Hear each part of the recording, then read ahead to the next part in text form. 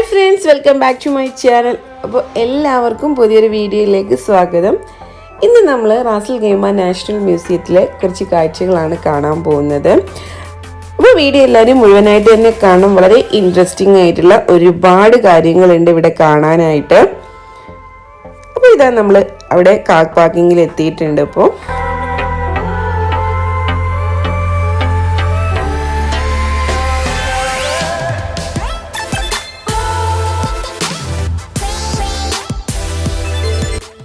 മ്യൂസിയത്തിൻ്റെ entering പോയിന്റിൽ തന്നെ നമുക്ക് ഔട്ട്സൈഡിലായിട്ട് കാണാൻ കഴിയുന്നതാണ് ഇതുപോലുള്ള ബീരങ്കികൾ.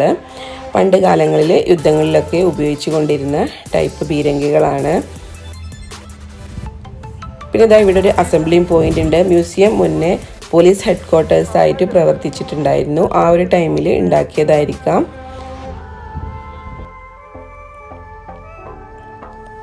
UAE അല്ലെങ്കിൽ ഗൾഫ് നാടുകളിൽ എണ്ണ കണ്ടുപിടിക്കുന്നതിന് മുന്നായിട്ട് അവരേറ്റവും കൂടുതൽ ഡിപ്പെൻഡ് ചെയ്തിരുന്നത് കടലിനെയായിരുന്നു.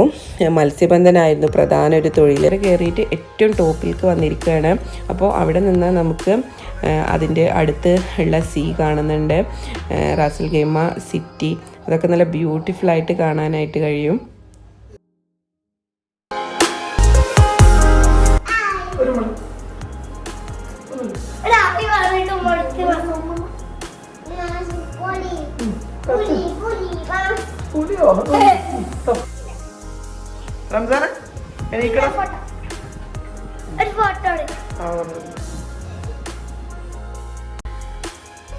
മ്യൂസിയത്തിനകത്ത് എനിക്ക് ഏറ്റവും കൗതുകം തോന്നിയൊരു റൂമായിരുന്നു ഇത്.